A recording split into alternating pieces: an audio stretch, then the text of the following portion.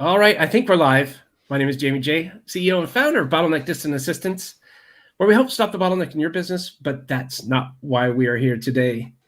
If you've ever heard of this little company that kind of making some headways in the podcast world, the audio world, called SquadCast, that's who we're going to be talking to. So if you want to hear the latest and greatest what's going on in the world of audio and how you can actually stop the bottleneck in your business by creating your very own podcast or upping your game in your podcast, you're going to want to stay tuned and check out this episode. If you're watching this live, feel free to jump in anytime with questions or comments. I know a lot of you are afraid to ask, but if you are watching it live, feel free to jump in. If you're watching it in the replay, which most of you may be doing, any questions you have, please comment, whether you're watching on LinkedIn, Facebook, Twitter, wherever it is, and I'll make sure to forward those questions off to Zach and Rock. But we'll be right back in about 38 seconds.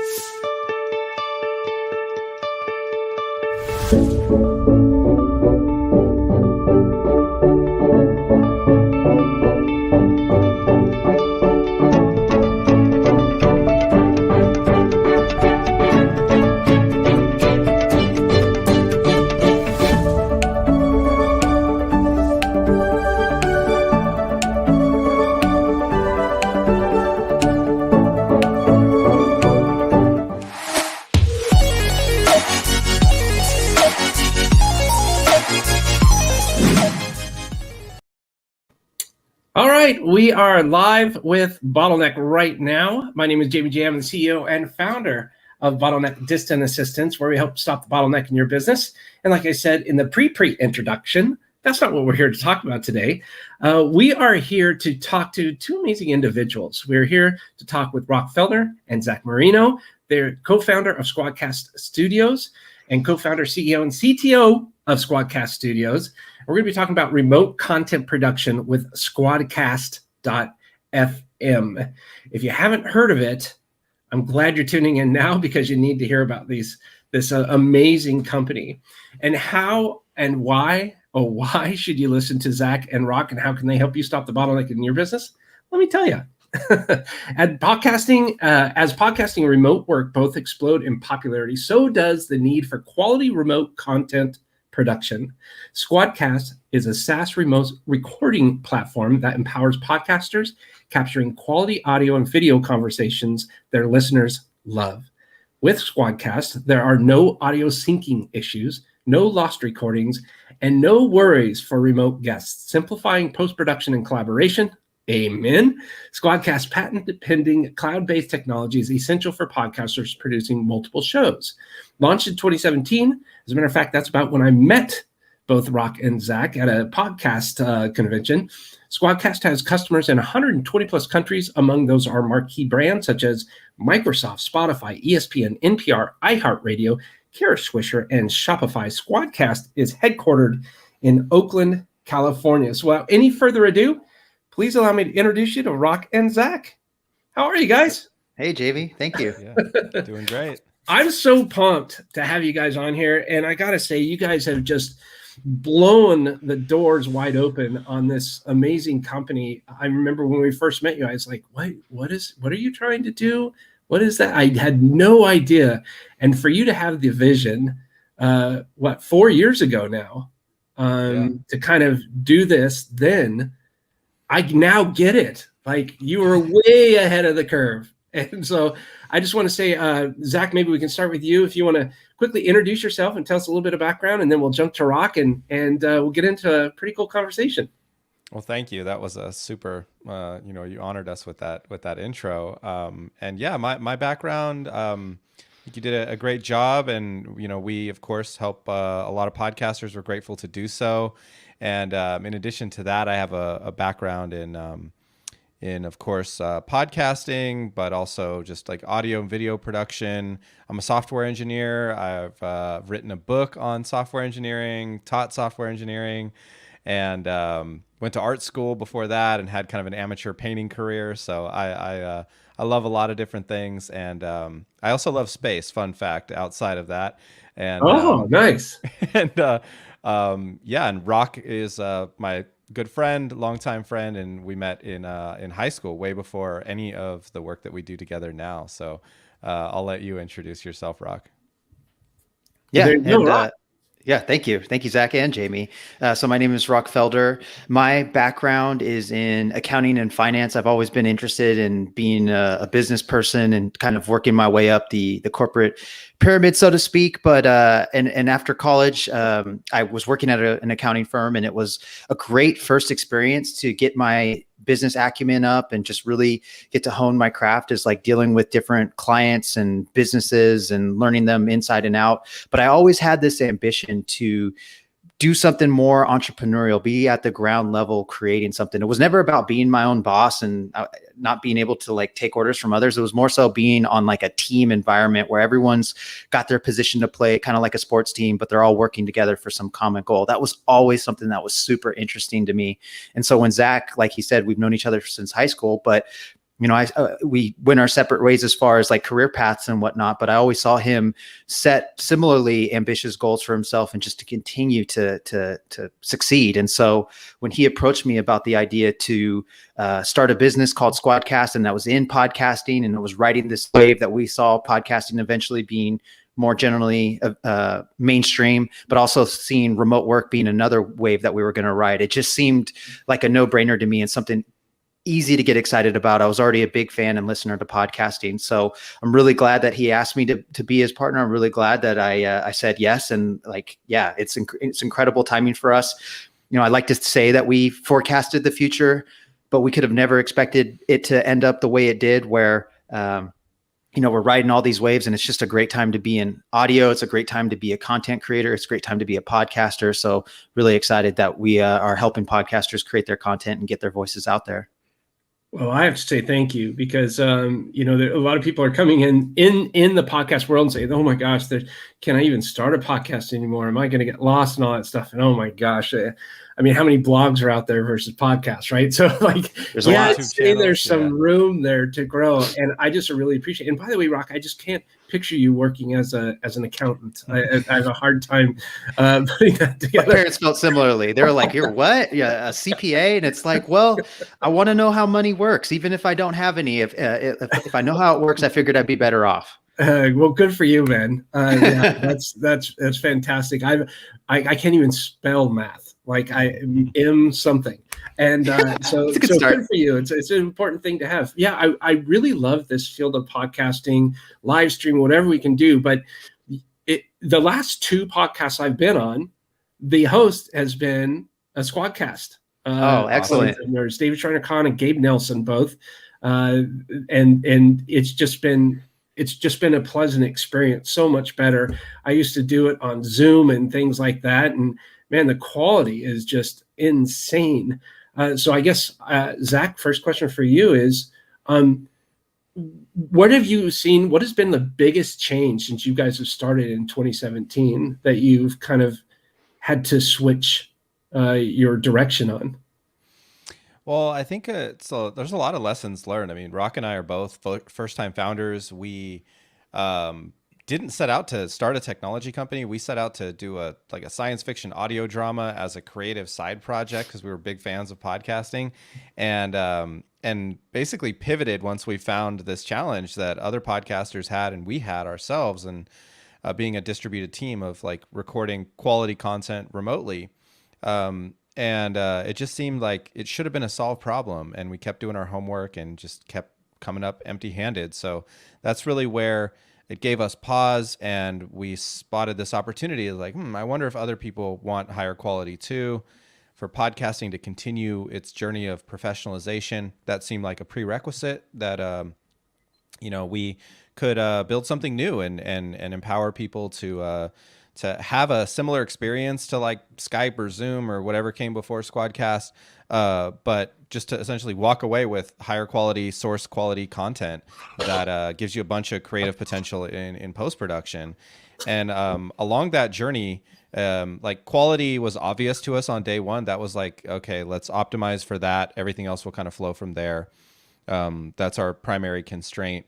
But also, reliability. Like if I said, hey, Jamie, we're going to record like the best sounding audio or video you've ever heard or seen, but I couldn't actually like deliver that file like 100% of the time, that would be pretty rough. Like, so that's really where we learned that reliability, when you're dealing with the web and 130 different countries and all these different devices and So many microphones. variables. Exactly. So that's really where it's like, okay, how do we make sure that we succeed in 100% of those situations? And, podcasters have a lot of anxiety when it comes to recording remotely. Like, am I actually going to get my recording when I hit stop? And that's something that is really unique about SquadCast. Like that worry just doesn't exist. It kind of fades into the background, and all the heavy lifting on the tech side we take care of. And, we do that in a couple of different interesting ways now that are like, I'm proud to say patent pending. Like how we upload the audio is, it's super fast. It's also very reliable. Even in a worst case scenario, if power goes out, like you're still going to get those source quality files, and not need to worry about like re-recording or pushing an episode back or anything like that. So I think that was the biggest lesson learned. And, credit goes to, for that idea of our progressive upload technology and innovation, that really goes to Harry Duran, our founding advisor and host of Podcast Junkies, and just all around, brilliant individual who kind of asked the right question at the right time. Like, what's happening while we're recording? Like, can we use that time, that hour or half an hour, to our advantage and start uploading like before I hit stop? Like, is that possible? And it's like, it should be possible, but it didn't exist. So that's really where, it took us a bunch of attempts to get it right. But that's really what makes SquadCast unique, is that balance of quality and reliability. So thank you, Harry. Yeah, what a guy. Is that the patent aspect of your technology? Yeah, there's two actually. So there's the progressive upload, as we call it, or you could think of it like a cloud autosave in the background while you're recording. You don't have to wait for an upload to start after you click stop. We're basically uploading that while you're going, and we can use that time to our advantage to get some of those benefits that I mentioned. The second patent is around this issue that can arise of time syncing issues, like audio drift, so-called, that has plagued some of the competitors or companies' attempts that have come before SquadCast. Still to this day, it's a unique solution that we have to make sure that audio doesn't drift out of sync. And that saves a lot of time when it comes to post-production and editing. You don't have to waste time in post-production like fixing audio that shouldn't be out of sync in the first place. It just kind of fits together, and you can do your thing from there to get your episode edited together and published to your audience. I freaking dig that stuff. That you make it, because podcasting is not easy, right, Rock? I mean, it's a bit challenging. The post editing and all of that, the planning that goes into it. Another SquadCast client of yours is a good friend of mine, Christopher Lockhead, and he absolutely loves it. The audio just sounds amazing. What are some of the things that you feel SquadCast can help podcasters with, whether they're veteran podcasters, veteran meaning 1 or 2, maybe 3 years, or are someone just starting out? What are some of the things maybe they can look to SquadCast for?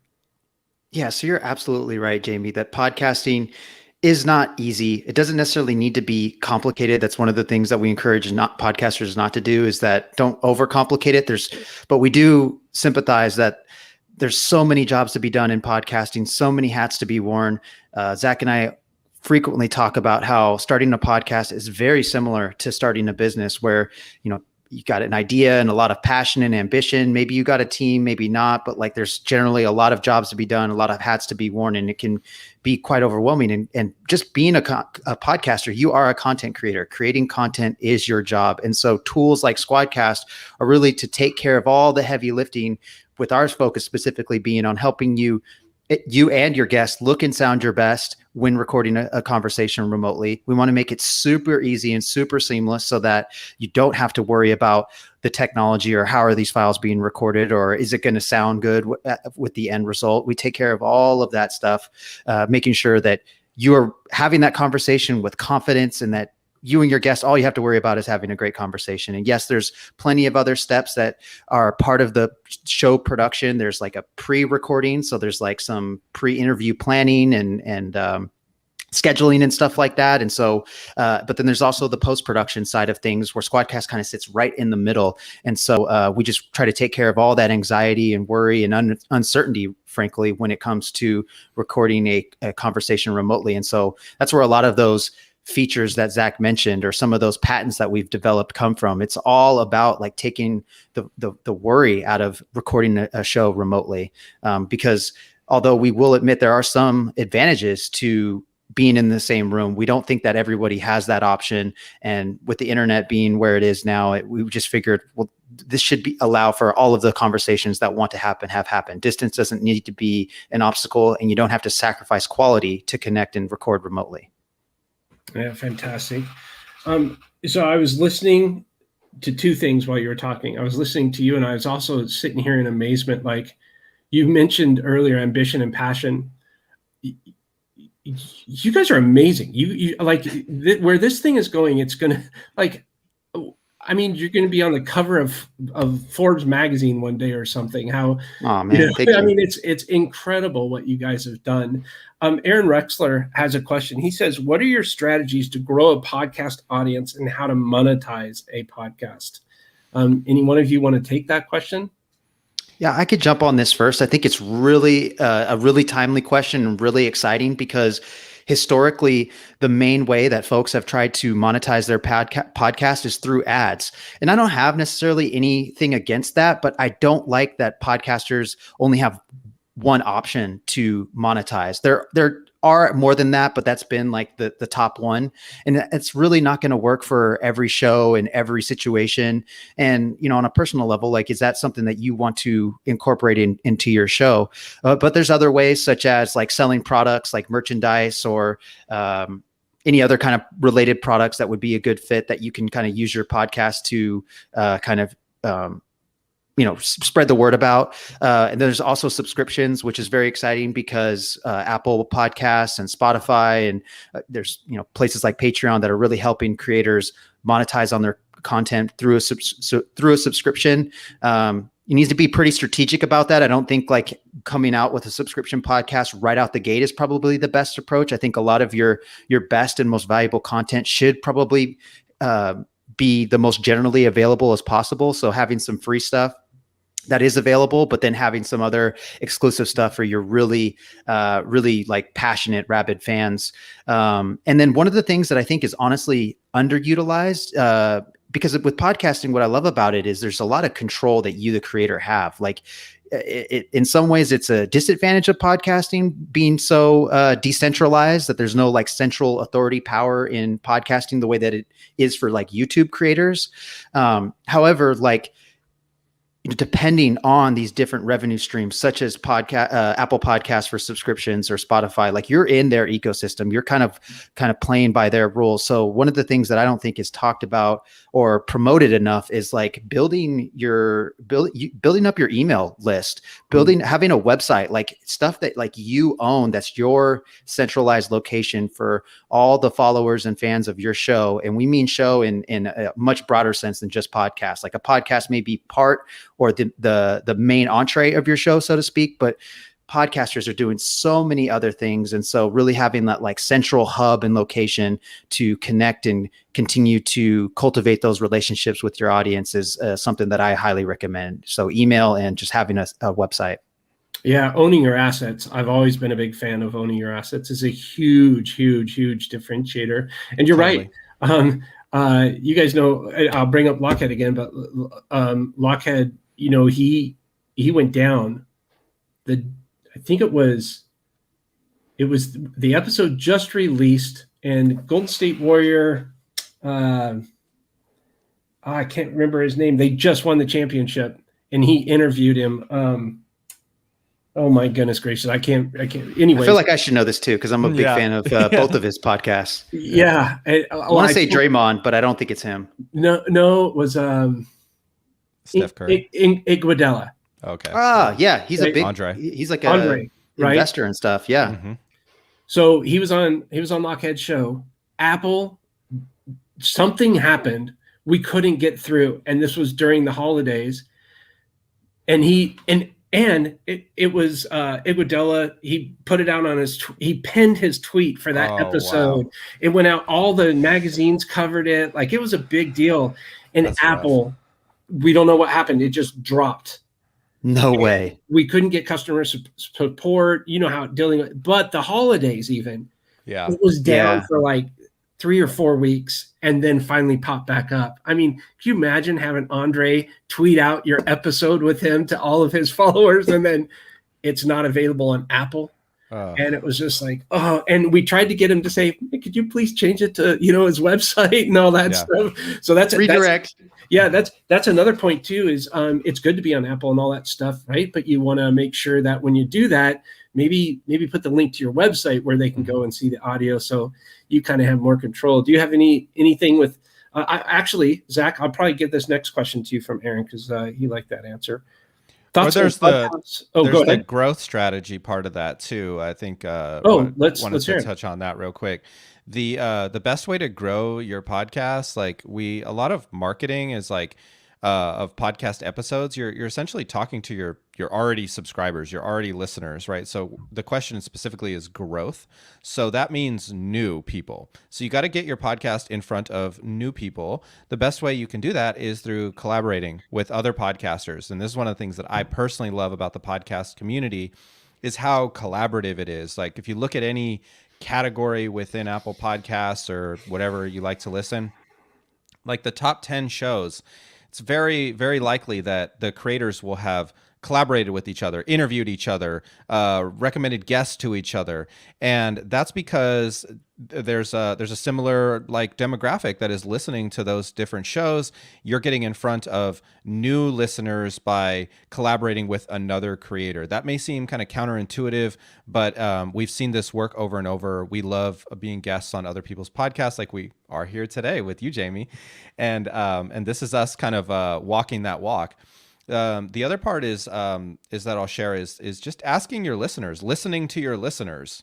We like to think of ourselves as professional speakers, as podcasters, but I like to focus on listening. And that's a huge core principle within our culture at SquadCast. And ask your listeners, like, what can I do to add more value to the show? Who would you like me to interview? And what would I need to do on my show to get you to share it with like 10 friends? Like that's really growth. And I think that also other platforms, so YouTube, adding video to your podcast, or elements of live stream, those will also get you in front of other people that may not be familiar with your show. So there's a bunch of different ways you can go, but I think that's like the core advice I'd share. Thank you for sharing that. Great tips for sure. And you guys just recently added video, right? We did indeed. And it was our most requested feature, which was kind of surprising to us. Like, why would podcasters want video recordings?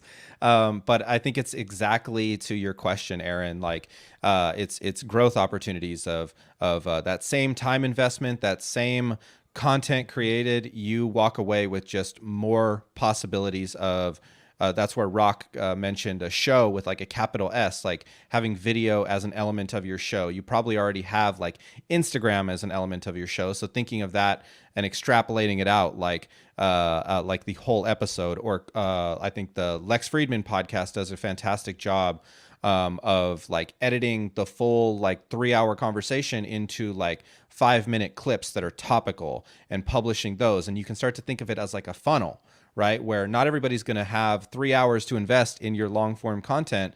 But if they watch like a 3-minute video of you touching on one topic, that's much more inclined to then say in the recommendations on YouTube or wherever that, they feel more likely to jump into that full episode and pull out their phone and subscribe for the next one on their podcast. So that's something we've seen work over and over. Works on social too, with like headliner style kind of commercials. Promoting each episode is another way. Yeah, I think one of the other things that I think is you guys mentioned it where you're talking to other podcasters. One of the other things that I've seen about podcasting is, I guess there's competition, but it's more like a, hey, I'm going to support my competitor style competition. It's like I don't know. It's so hard to explain. Like I can call someone that has the exact same audience as me and say, hey, what's working for you? And they'll say, well, have you tried this? Or have you tried this? Or have you tried this? And that's kind of weird, right? It is in business, but do you guys find that as well? Yeah, absolutely. Super cool. You know, another one that works is like going to where communities that already exist that are interested in your topic of conversation, and going to like, this is maybe dated advice, or hopefully it comes back around, but like conferences that are on your topic, right? If you're like a paleontologist talking about, prehistory or, dinosaurs or whatever it is, like the I Know Dino podcast, they're fantastic creatives in the Bay Area here with us. And they're not necessarily in like groups with other podcasters. They are to like learn things, but they go to groups that are specific to that topic of conversation, say, hey, have you listened to this podcast yet? This is a great way to like go deeper on these topics. So I've seen that, like that works in paleontology, that works in like software engineering. I've seen it work in a bunch of different communities. Yeah, it's a really good entry into meeting new people as well. Aaron came up with more questions here. He's pumped to be able to talk with you guys. Great. He says thoughts on Clubhouse. By the way, do you guys know Aaron Wexler? I think so. Yeah, I think we've met. Name looks very familiar for sure. He's pretty cool. He's a former professional volleyball player out of Southern California, and has his podcast going right now. He's doing a great job down there. Dope. But Great work.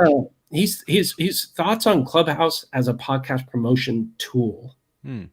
Yeah, so we here at SquadCast we have been embracing Clubhouse. It's a great time to be in audio. So even if it's not necessarily podcasting, like we're definitely interested in it. So our community manager and I will host a weekly Clubhouse room or meeting or whatever you want to call it every Thursday at 10 a.m. Pacific, 1 p.m. Eastern. And for us, it's like a great way to just continue to connect with other podcasters, get them to hear how their experience is going, maybe build awareness about SquadCast. Like for me, it feels very similar to those conferences that like Zach talked about, like them coming up to our booth and talking to us, which is how we met you, Jamie, at PodFest, I think is, I believe probably like 2018. But so that's why I like it. For us, it's a great opportunity to just connect with people. But I think for the podcaster, what we've seen work, or what I've heard other folks say, it's like a good onboarding for podcaster. It's like training wheels for podcasts. Like maybe there's not as much pressure as like a podcast, or you don't need to do all the steps like we talked about, like the pre-recording, the actual recording, post-production, promotion. You can do some of those things, but not obviously not all of it. And so it's a good way to see like, hey, do I actually like talking about something? Are people interested to hear what I have to say? All that kind of stuff, I think, is a good way. And then also like, yeah, if your podcast is like in a good rhythm and you're releasing content on a regular schedule and feeling really good about that, and you want to add some other channel such as Clubhouse, I don't think it can hurt. I don't think it's like a silver bullet to ensure that you're going to make it like number one on Apple Podcasts. But I think it just depends, and it's worth experimenting with. But I would also say, like, don't let Clubhouse distract you from being a content creator. Like, it's very easy to get sucked into those rabbit holes, just like it is on anywhere, whether it's social media, YouTube. But creating content is your job, and that's the best thing you can do for your show. I love it. I'll add ownership is important. And that's something that is in you mentioned before, Jamie, it's something that is in plain English in our like terms of service and stuff, is like, it's your content, you own it. That's not true of every platform. So just like take a look at that and think about how that fits into your strategy, your show. That might be cool with you. You don't necessarily want to, get those conversations from Clubhouse or anything like if so-called ephemeral, right? Like that might be part of the strategy. But if that's something that, you want to like repurpose and own and that sort of thing, I would just, take an extra look about into that. I really like that you brought that up. And that says something to both of y'all's characters, because I think probably the number one reason why you guys have done so well is because you guys really care. And it shows through. And every single time I've talked with you guys, I feel bad. I'm sitting here talking the whole time, and I need to be listening because you guys know what's going on. But you guys do that. You listen and you learn, and you really make people feel good. And so I really believe that that's probably your number one strength. Thank you. I mean, don't get me wrong, your technical expertise and all of that is there. You need to have that, but I think that's probably your main reason for why you're doing so well. You're really listening.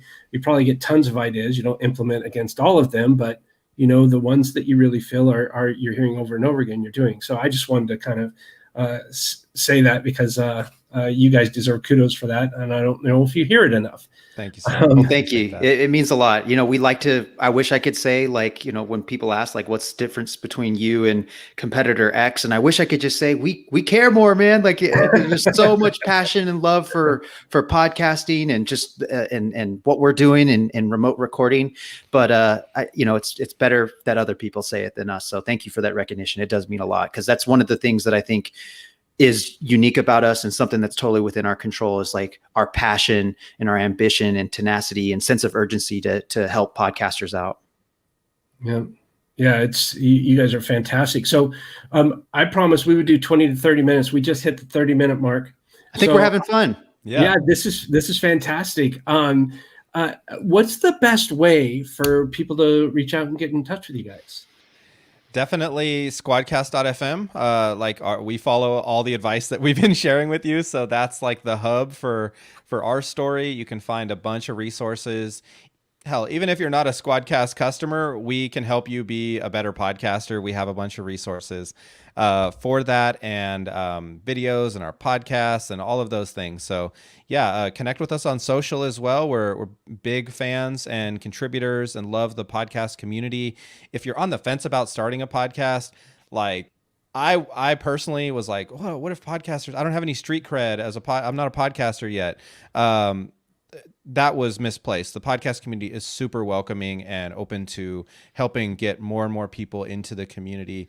So if you're on the fence, just start creating your content. I think consistency is a big part of that. And if you're doing that remotely, we'd be honored to help you with that. Make sure you and your guests sound great. That's fantastic. Anything to say before we wrap, Rock?